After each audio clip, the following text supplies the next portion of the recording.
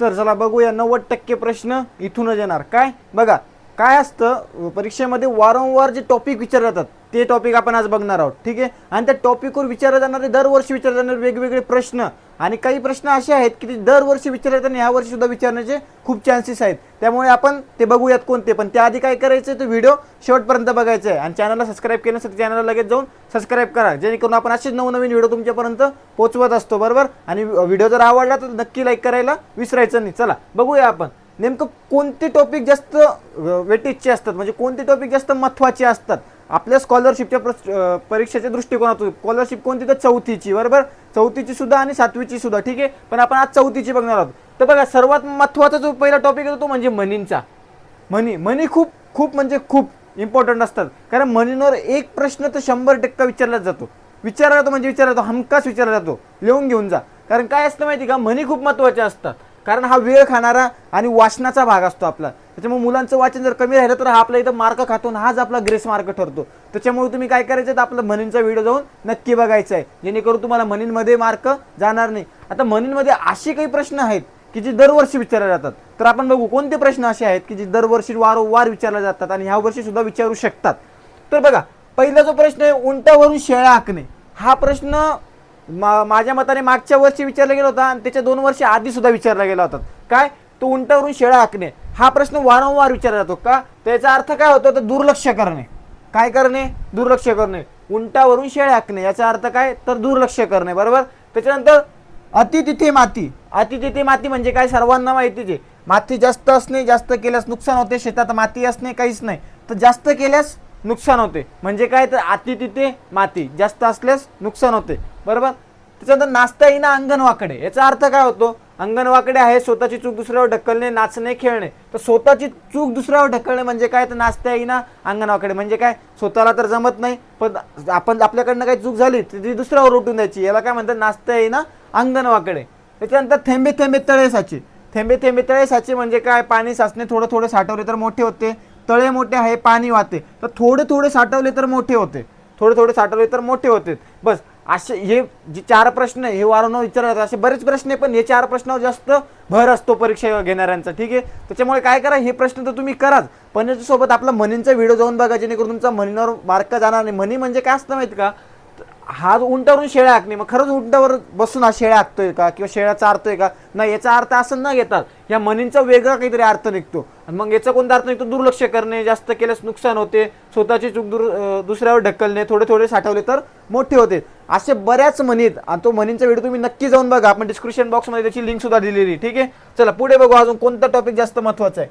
त्याच्यानंतर वाक्यप्रचार. हा सुद्धा एक शब्दसिद्धीचा आणि शब्द प्रकारातलाच भाग आहे. ठीक आहे. काय, तर वाक्यप्रचार सुद्धा हा वाचनाचा भाग आहे. वाक्यप्रचार पण आपला व्हिडिओ आपण बनवलेला आहे, तो पण जाऊन तुम्ही नक्की बघा. ठीक आहे.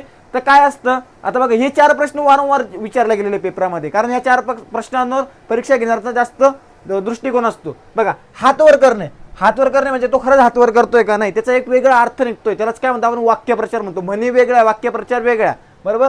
हातवर करणे म्हणजे काय, तर हार मानणे. हातवर करणे म्हणजे काय, हार मानणे. आपण म्हणतो बघा, बाबा मी हातवर केले आता, म्हणजे काय, तर मी हार मानली, आता मी आता नाही जास्त लढू शकत. बरोबर. नाकात दम आणणे. नाकात दम आणणे म्हणजे काय होतं, मग नाकात आपला दम आलाय का, तर नाही. नाकात दम आणणे म्हणजे त्रास देणे. आपण म्हणतो ना, अरे नाकीत दम आणून सोडलं त्या माणसाने, म्हणजे काय, तर खूप त्रास दिला. बरोबर. तर त्रास देणे.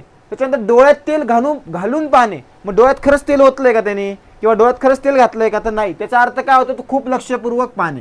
खूप लक्षपूर्वक पाहणे म्हणजे काय, तर डोळ्यात तेल घालून पाहणे. त्याच्यानंतर कान देणे. कान देणे म्हणजे मग कान काढून दिला का, तर नाही. कान देणे म्हणजे लक्ष देणे. आपण म्हणतो ना, कान देऊन ऐका, म्हणजे काय, तर लक्ष देऊन ऐका. बरोबर. हा सुद्धा एक वाक्यप्रचार हा खूप महत्त्वाचा भाग आहे. ठीक आहे. त्याच्यामुळे वाक्यप्रचारावर पण लक्ष द्यायचंय. आता जर तुम्ही पेपरला जाणार असाल तर मी जे टॉपिक सांगतोय त्या टॉपिकवर जास्त तुम्ही रिव्हिजन, जास्तीत जास्त रिव्हिजन त्याच्यावरच करा.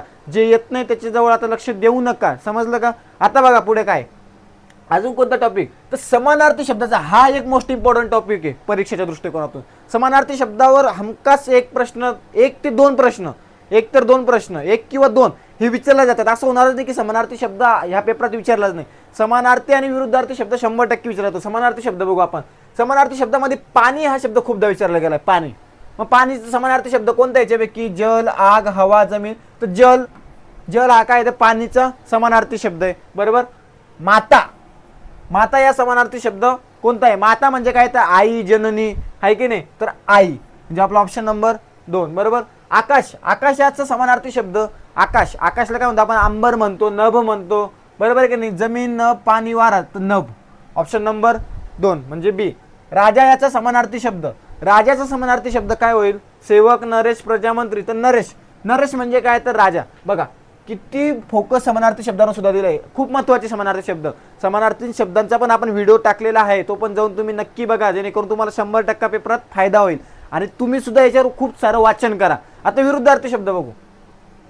विरुद्धार्थी शब्द बघा, विरुद्धार्थी शब्द पण खूप महत्त्वाचं आहे. मग विरुद्धार्थी शब्दामध्ये हे प्रश्न जे असे काय आहेत जे वारंवार विचारले गेलेत, कोणता विचारला गेलाय? मग चांगला याचा विरुद्धार्थी शब्द. चांगला याचा विरुद्धार्थी शब्द कोणता येईल? वाईट, मोठा, लहान, सुंदर. चांगल्याचा विरुद्धार्थी शब्द ओळखायचा म्हणजे त्याच्या विरुद्ध बाजूचा. म्हणजे जर एक बाजू पॉझिटिव्ह असेल तर एक बाजू निगेटिव्ह असते, बरोबर. तर मग आपल्याला चांगला, मग चांगला नंतर तर चांगल्याचा विरुद्धार्थी काय? तर वाईट. म्हणजे आपला ऑप्शन नंबर ए बरोबर. त्याच्यानंतर दिवस.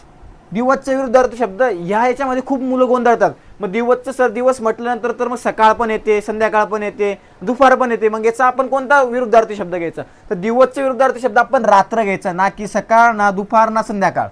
हे घ्यायचं नाही. हे त्याचे प्रकार झाले दिवसचे. दिवसात एवढे वेळ असतात. हा वेळ झाला सकाळ, दुपार, संध्याकाळ, ही वेळ म्हणतो आपण, काळ म्हणतोय ना, वेळेचा काळ. ठीक आहे. त्याच्यानंतर बघा रात्र हा तुमचा विरुद्धार्थी शब्द होतो, म्हणून दिवसाचा काय विरुद्धार्थी शब्द? तर रात्र, बरोबर. त्याच्यानंतर गरम. गरमचा विरुद्धार्थी शब्द. विरुद्धार्थी शब्द विचारलाय हा. प्रश्न वाचताना नीट वाचायचा. समानार्थी शब्द विचारला की विरुद्धार्थी शब्द. विरुद्धार्थी शब्द कोणता आहे? तर गरमचा थंड येतो. उष्ण येईल का? नाही. उष्ण म्हणजे पण गरम, गरम म्हणजे पण गरम, बरोबर. म्हणजे काय? तर थंड. कोमट. कोमट येईल का? नाही. कोमट पण येणार नाही. कोमट वेगळा असतो. कोमट हा गरमचाच एक भाग असतो, थंडाचा असतो का? नाही, बरोबर. मोठा. मोठाचा विरुद्धार्थी शब्द काय येईल? लहान, उंच, जाड, मोठा. तर लहान काय येईल? लहान येईल. समानार्थी म्हटलं तर मोठा. समानार्थी म्हटलं तर मोठा. आता उंचचा समानार्थी शब्द काय येईल? उंचचा तर आपण त्याला म्हणू हायटेड. इंग्लिशमध्ये म्हणतात त्याला हायटेड. आणि विरुद्धार्थी शब्द कोणता येईल उंचचा?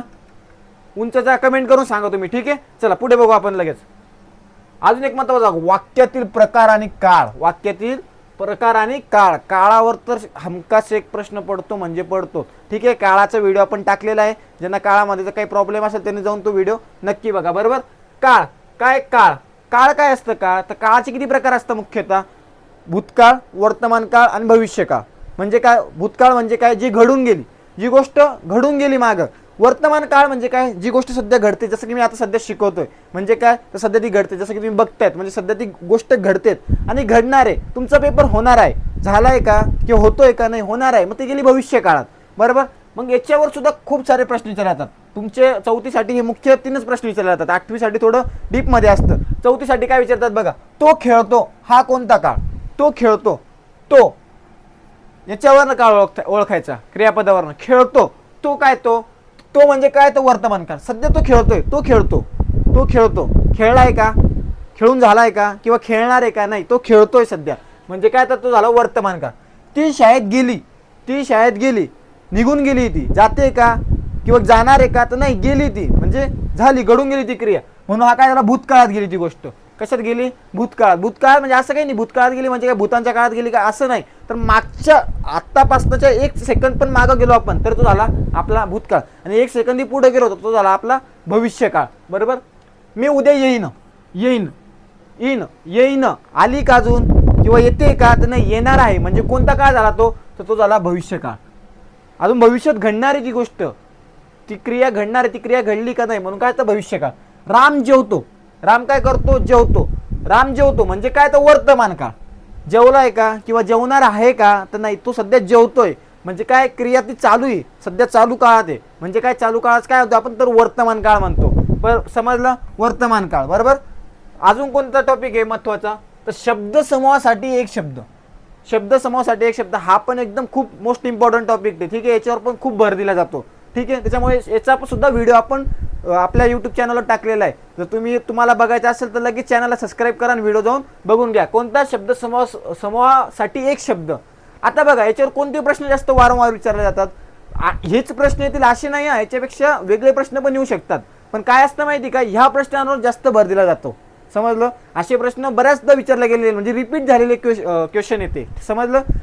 तर ज्याला अक्षर ओळख नाही, ज्याला अक्षराची ओळख नाही, अक्षर ओळख नाही म्हणजे काय? ज्याला अक्षराची ओळख नाही त्याला काय म्हणतो आपण? तर निरक्षर म्हणतो. म्हणजे आपला ऑप्शन नंबर बी. शब्दसमूहासाठी एक शब्द, या पूर्ण शब्दसमूहाला आपण एका याच्यात उच्चारू शकतो. काय? निरक्षर. निरक्षर म्हणजे काय? तर ज्याला अक्षरांची ओळख नाही असा. त्याच्यानंतर ज्याला सर्व काही माहीत आहे, ज्याला सर्व काही माहीत असतं त्याला आपण काय म्हणतो? तर सर्वज्ञ म्हणतो. सर्वज्ञ. काय म्हणतो? सर्वज्ञ. सर्वज्ञ म्हणजे काय? ज्याला सर्व माहिती, सर्व प्रकारचं ज्ञान त्याच्याकडे आहे, त्याला म्हणतो आपण सर्वज्ञ. त्याच्यानंतर जो खूप बोलतो त्याला आपण काय म्हणतो? तर बडबड्या म्हणतो. सर्वांना माहितीचे काय बोलतो? बडबड्या. आपण जो एखादा खूप जास्त बोलत असेल आपण काय म्हणतो? अरे काय बडबड करतोय, म्हणजे काय? त्याला आपण बडबड्या बोलतो. जो धाडसी आहे, धाडसी म्हणजे काय? जो प्रत्येक गोष्टीत पुढे असतो, ज्याच्यात खूप कॉन्फिडन्स आहे, त्याला आपण काय म्हणतो? शूर म्हणतो. शूर. भित्रा म्हणू का त्याला? नाही, भित्रा नाही, शूर म्हणायचं त्याला. काय? तो जो धाडसी आहे त्याला काय म्हणायचं? शूर म्हणायचं. बघा, अशी ही 6 टॉपिक तर खूप महत्त्वाचे आहेत. या 6 टॉपिकवर खूप जास्त भर दिला जातो. ठीक आहे. त्याच्यानंतर अजून जर याच्यानंतर जर तुम्ही बघायला गेले तर आपण व्याकरणामध्ये नाम, सर्वनाम, क्रियापद आणि विशेषण या 4 टॉपिकवर सुद्धा व्याकरणाच्या दृष्टिकोनातून खूप जास्त भर दिला जातो. जर तुम्हाला पुढचा व्हिडिओ पाहिजे असेल तर कमेंट बॉक्समध्ये कमेंट करा, आपण पुढचा व्हिडिओ त्याच्यावर बनवू. ठीक आहे. तर चला भेटू आपण पुढच्या व्हिडिओमध्ये. Bye bye.